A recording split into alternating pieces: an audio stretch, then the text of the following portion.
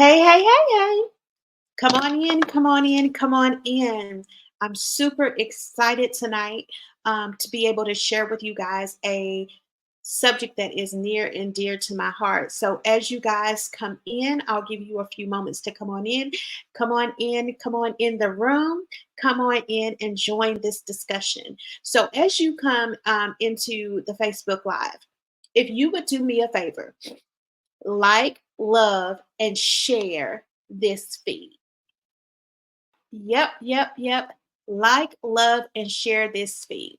Because although you may not have experienced domestic violence, there are maybe someone in your immediate inner circle, outer circle, some of your Facebook friends that this live may truly bless and it may even save their life. So as you come in, let me know where you are tuning in from. Comment in the comment section. I'm here, I'm here, I'm here, and we are going to get started. I'm so super excited.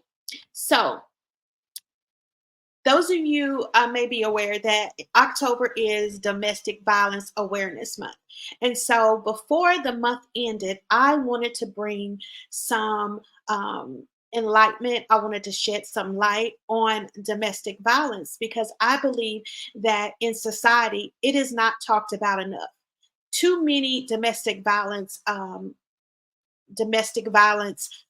people that are experiencing domestic violence, the victims, too often they have to live in silence. They oftentimes feel like that they are living in shame, that they have done something wrong. And so I wanted to bring a light not only to highlight the bravery of domestic violence survivors, but also to just bring a light to domestic violence in general. So you may ask, okay, so what is domestic violence? Domestic violence is a pattern of behavior in any relationship that is used to gain or maintain power and control over an intimate partner. It can take many forms, including physical, it can be emotional, it can be verbal, it can be psychological, it can be sexual, and sometimes it can even be financial abuse. Domestic violence often involves threats, intimidation, manipulation, and control. And domestic violence does not have a specific age bracket that it just affects, it doesn't have just a gender that it affects.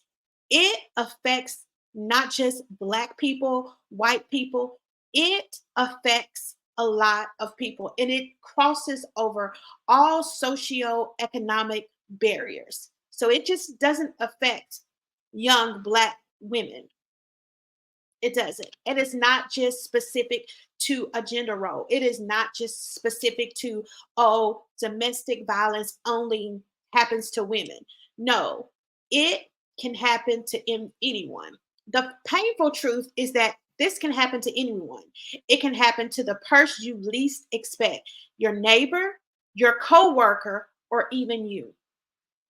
So now I'm going to shift into how, okay, so you've given us the definition of what domestic violence is, but Keisha, I don't even know if I'm in a relationship that may be a relationship where I am experiencing domestic violence. Well, I'm glad that you are here. Sit back, relax, get you some coffee, get you some water because we're about to dig down deep into 10 red flags that you may be in a domestic violence relationship. So, the first one we're going to talk about is constant criticism or put downs. If your partner frequently belittles, insults, or humiliates you, especially in public or private, it is a sign of emotional abuse meant to lower your self worth. So, have you ever been with someone that you feel like nothing that you do is ever good enough? They are always constantly criticizing you about everything that you do. Your hair's too short. Your hair's too long. You wear too much makeup. You don't wear enough makeup. You're too skinny. Oh, boo, you're too fat. You spoke to someone too long, or you act too snobby. Everything is a constant criticism. Well, I want to tell you, constant criticism is more than just tough love. It is more than just tough love. I remember being in a relationship where it was always something about me personally that was criticized. Whether it was, I remember a particular, and I'm going to be real transparent. I remember a particular incident where nothing was safe. And this particular incident, we were just having normal conversation. And immediately I began to get criticized about my education. Now, I know that may sound a little bit off or a little bit weird, but when you are in these domestic violence relationships, nothing, nothing, nothing, I say again, is off limits. So I began to hear all of these negative things about my education, about how, you know, just because I was educated, blah, blah, blah. And so I want to encourage you, if you are getting constantly criticized by even the smallest and the minute things, you may be in a domestic violence relationship. So the next thing I want to talk about is unpredictable behavior. If your partner shifts rapidly from affectionate to abusive, or you feel like you never know which version, which Jekyll or Hyde that you're going to get, then you may be a part of a cycle of abuse. Unpredictable behavior keeps you in a constant state of fear, wondering what will happen next. You don't know. You don't know whether to come in a good mood, good morning, if they're going to snap or give you a hug. Come on, in the comment section, if you know what I'm talking about, or you've talked to a friend that's been in one of these relationships, come on, give me some comments. Yes, you don't know. You don't know when you get in a car to go get something to eat, whether to turn the music up or ride in silence. If you are dealing with any of this, you may be in a domestic violence relationship. The next thing I want to share is the threats. And I'm going to pause there because a lot of the domestic abusers use this. They threaten to harm you, they threaten to harm themselves or others. These abusers may use threats of self harm to harm you or even harm your loved ones, including pets, as a form of emotional manipulation or control. If you leave me, I'm just going to kill myself. Manipulation. I'm just going to die if you leave me. I can't live without you. Emotional manipulation. And I want to encourage you that threats aren't just empty words, they are a way to manipulate and control you. If someone threatens to harm you or themselves to keep you around, that's serious business and you need to seek support. Controlling behavior is the next one I want to talk about. A partner who controls aspects of your life, such as your money, how you dress, what you eat, or where you go, exhibiting a red flag. Now listen, control don't always look like someone yelling, popping off, or being angry.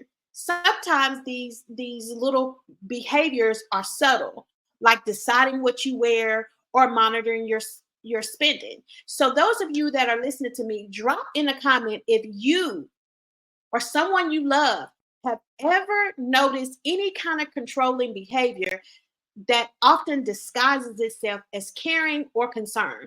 Drop it in a comment. Give me some comments. Yes, I didn't exhibit it. I didn't been with someone that is exhibiting these controlling behaviors. Yes, I have. Drop it in the comment section so that you can encourage other people around you that they are not by themselves. The next thing I want to talk about is physical violence or threats in any form of physical harm, whether it's hitting, slapping, pushing, or threats of violence unmistakable is an unmistakable sign of abuse. Now listen. Now, I'm going to take a pause here and be who I am because this is my life. I'm going to take a pause here. Now listen.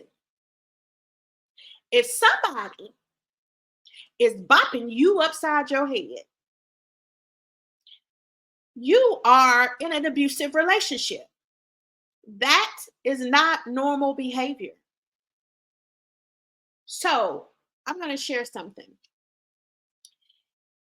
It oftentimes this abuse starts out as small things, little things.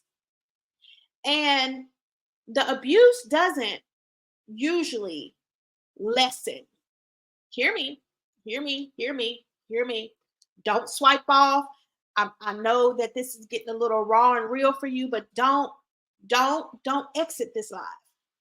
Usually the abuse starts real subtle.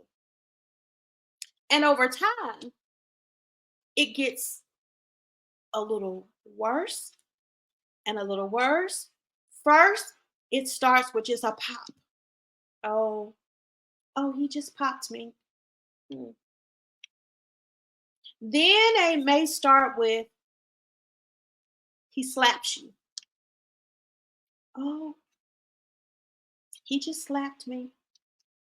Then it escalates. Abuse escalates to where you begin to find yourself getting beat and beat on a regular basis. If this is you, you are in a domestic violence relationship.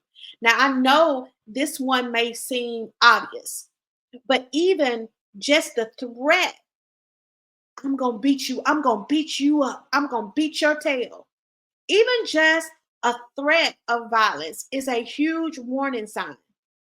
If you or someone you know is experiencing this, I just want to say you deserve better and that there is help out there. You deserve better. The next thing, and I'm going to get off my soapbox, but you deserve better, boo. You, sir, you deserve better. Ma'am, you deserve better. No man and no woman needs to be putting their hands on you because that is not a sign of love. Because love wouldn't be boxing you upside your head. That's not a true sign of love. So let me move on. The next thing is fear of your partner's reactions. So if you find yourself afraid to disagree with or challenge your partner, or if you even alter how you act to avoid their anger, this is a major warning sign of abuse. Ladies and gentlemen, fear is not a normal part of a relationship. Healthy relationships don't involve walking around on eggshells. You should feel safe, protected, and heard with someone that you love, not fear. The next thing is intense jealousy, or they just possessive. Extreme jealousy or constantly accusing you of being unfaithful without reason can be a tactic of control and manipulation. Now, ladies, I know I ain't the only one. I know I ain't the only one here. Now, I'm going to segue back into this. But I was dealing with someone in my past relationship. They were always accusing me of cheating. Now, I ain't cheated in my entire life. And I'm on Facebook Live. So If those of you that know me can bring some receipts that I done been cheating on the people that I'm with, come on, bring them on. But I haven't cheated my entire life. And so in this relationship, they were always accusing me of doing something I wasn't doing. What? I ain't doing nothing. I'm going to work. I'm coming home. Like, what is this? And so, again, this could be a sign that you may be in a domestic violence relationship.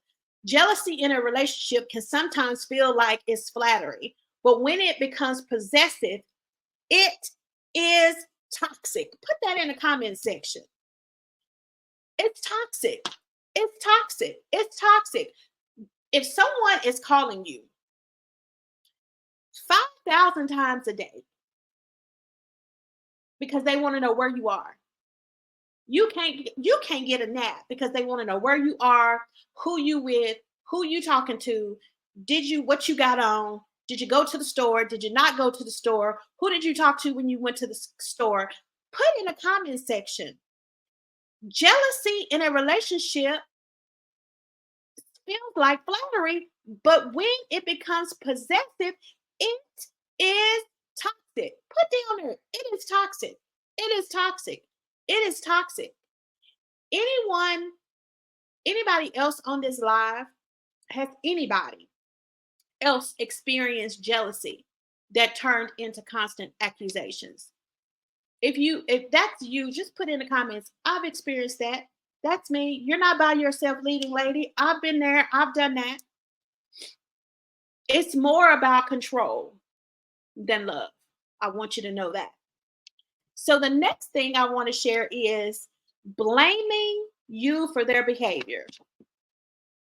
Abusers often refuse to take responsibility for their actions, and they will blame you for making them act a certain way, turning the fault onto you. You ever been in an argument, or you've ever dealt with an argument being escalated, or whether it's, he finished hitting you or slapping you, and you ever heard him or her say, "You made me do this.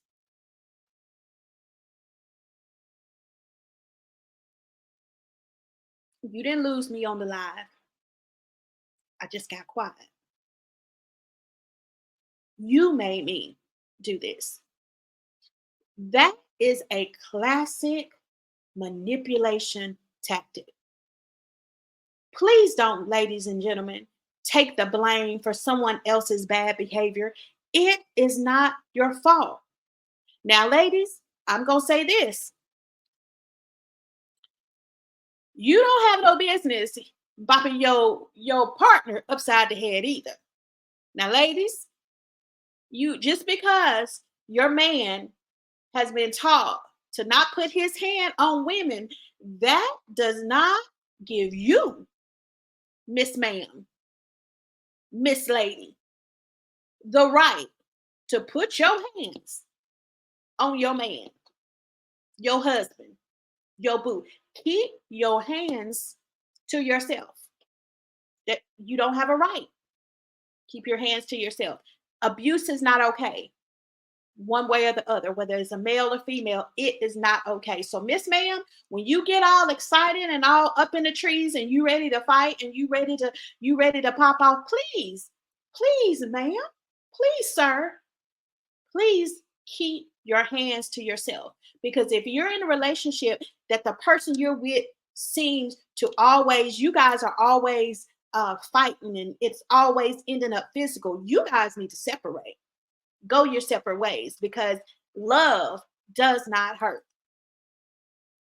The next thing I want to share is your partner may attempt to isolate you by preventing or discouraging you from seeing loved ones or engaging in activities outside the relationship, making you more dependent on them.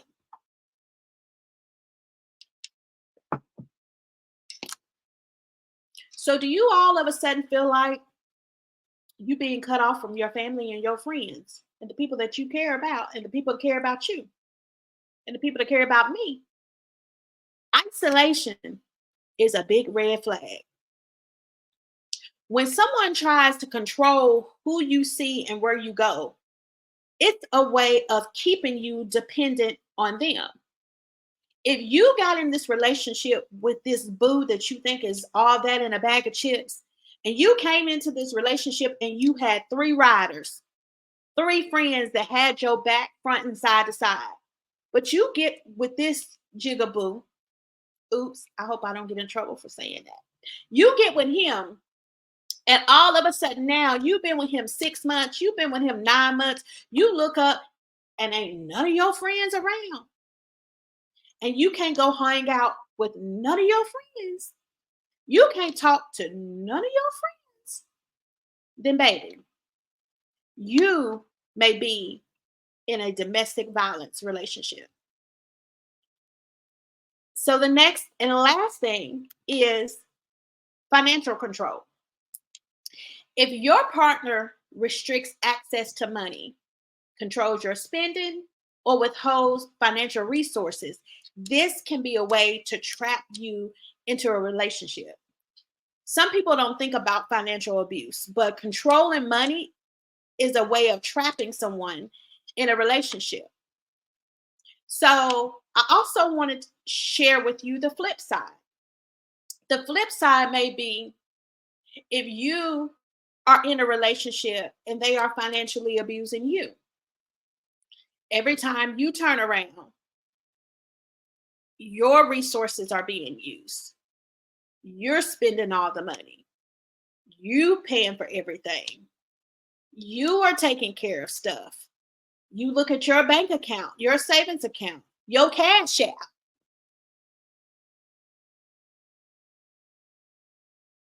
Yep. You go back and look at that good old cash app, good old app, and you can see your history. And you go on that good old cash app and you see you've been sending all these cash apps. And this joker, whether it's male or female, because I'm not talking specific to just women, I'm talking to men too. And that joker ain't sent you a dime. But every time you turn around, you see your resources being used and used and used. Relationships are partnerships. Love is what it does. I'll say it again. Put that in the comment section. Love is what it does. You can't be the only person that is going over and beyond in the relationship. And I know this is about domestic violence, and I'm going to get right back to it. But even outside of being in a domestic violence relationship, relationships are give and take.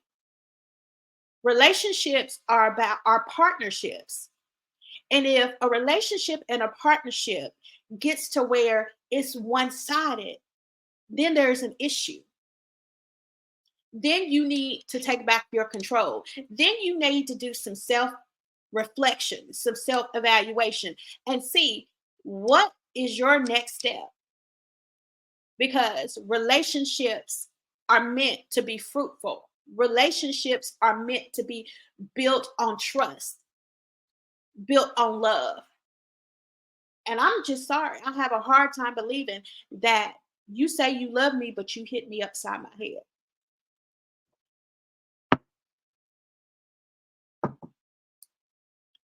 You love me, but I can't go to the bathroom without letting you know. You love me, but I can't talk to my friends. You love me, but everything I wear, everything I do, you have to criticize. You love me, but I'm too fat, I'm too skinny. You love me, but all you are doing is taking. That's not love. Somebody put in the comment section, control is not love. Control is not love. Love is also not blind. I've heard a lot of people say, oh, love makes you blind. Love makes you do crazy things. I hear you. But statistics say that there are some people that have been involved in domestic violence relationships that have not made it out. So this is a very serious topic. This is a very serious thing, ladies and gentlemen. This is not something that you need to take lightly. Because although you may feel like, oh, it'll never happen to me, the very time that you think that it'll never happen to you, it will. So we're going to jump right in because my time is getting a little long. We're going to jump right into how do we break the cycle? First things first. First step is acknowledgement. The first step is acknowledging what is happening. You don't have to justify their behavior or make excuses for them. But if they are hurting you, it is wrong. It's wrong. I often say, you can't conquer what you don't confront. Put that in the comment section. I can't conquer what I don't confront. And that's with anything in life, not just domestic violence relationships. It's with anything in life. You cannot conquer anything that you don't confront. So the first step is acknowledging what is going on. You have to acknowledge, hey, I'm in something that is unhealthy. Hey, I'm in something that's not good for me. Once you acknowledge that, the next step is you have to seek out help.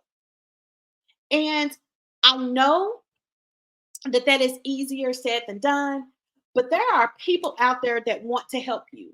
There are domestic violence shelters, there are domestic violence hotlines, there are organizations that can provide you safety and resources.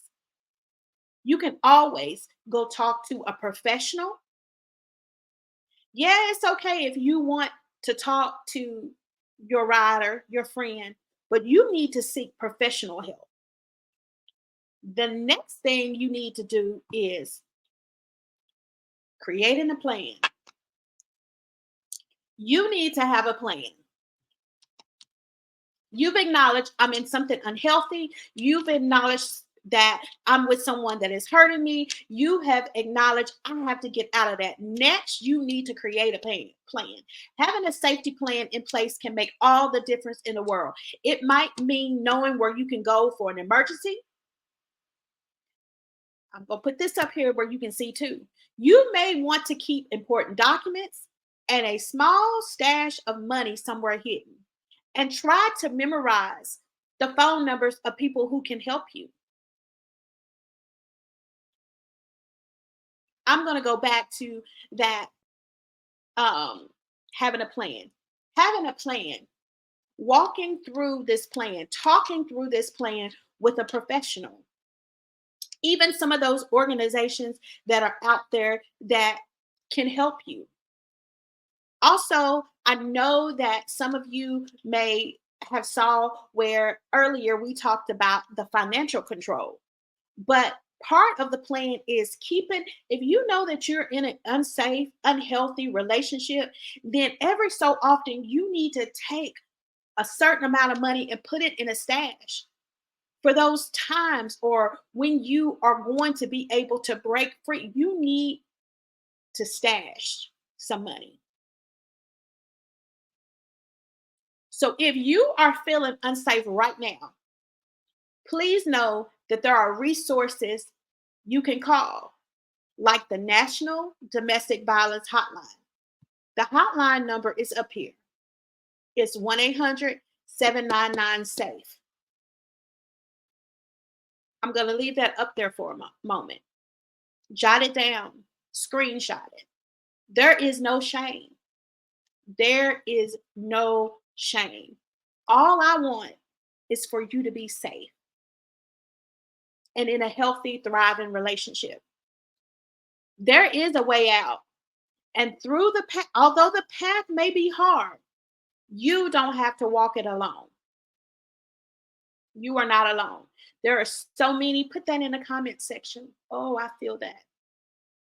Whew, I feel that. Because so many times in these tough relationships and tough circumstances that we may find ourselves in, we oftentimes feel like ain't nobody else going through it but me. I'm the only one.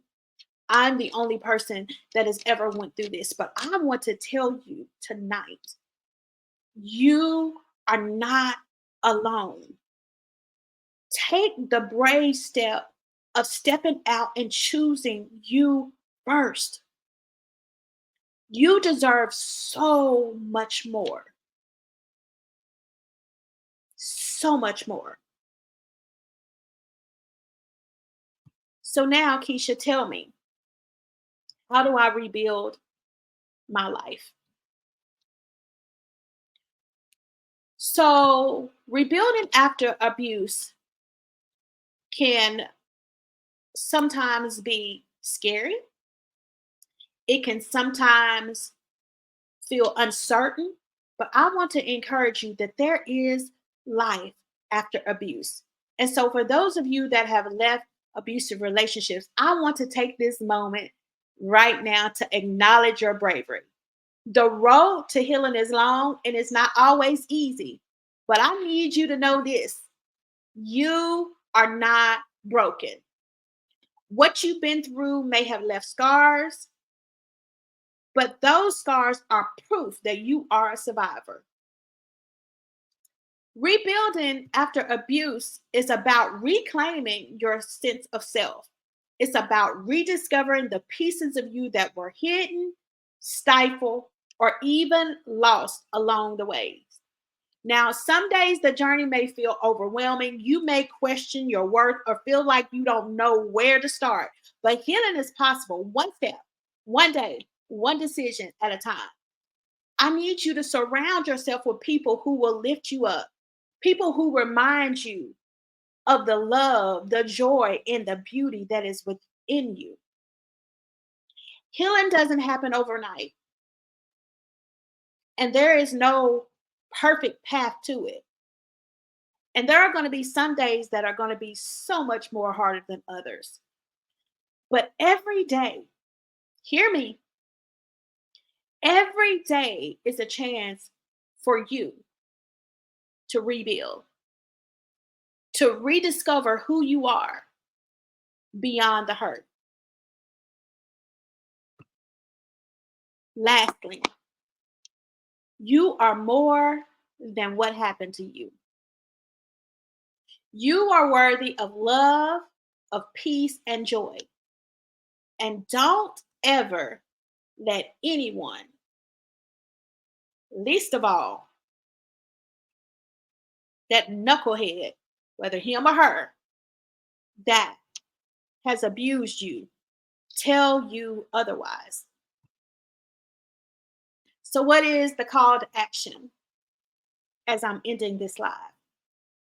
And if you have enjoyed this live and you want me to come and share more things and more tips about domestic violence, just put it in the comment. This was something that was on my heart, and I just felt like that I needed to share. But come put in the comment. Put in the comment.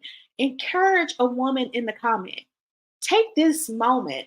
This I'll give you guys 20 seconds to take a moment in the comment section to encourage. Give some encouragement, a word of encouragement, a word of support to a woman who may be looking, who may be just watching the live and hadn't said anything. Take a moment to put some words of encouragement in the comment section to encourage your fellow queen, to encourage the woman beside you, to encourage that co-worker that is working with you. Take a moment to put something in the comment section because we are here. It takes a village. And although it may not be you today, it could, it could, it could be you tomorrow. So I love you guys. I appreciate you taking your time tonight to come and hear my heart. I hope that there was something that I said that has encouraged you, has given you the strength, the courage that you need to walk away from that relationship that is not healthy. I gave you the signs. I'm going to leave this up for a little while. You guys can come back, re listen to it. But I want to say, I, I applaud all of you out there who took the brave steps to get out of that relationship that was not healthy. I know it was hard. I know it may have been painful. I know you may have been fearful and had a lot of uncertainty, but I applaud you, sis. I applaud you, bro, for taking the step to choose you over all of the things you have experienced. You are not your past. And it's time for you to rebuild and take the necessary steps to choose you. I love you guys, and ain't nothing you can do about it. Until next time, be blessed.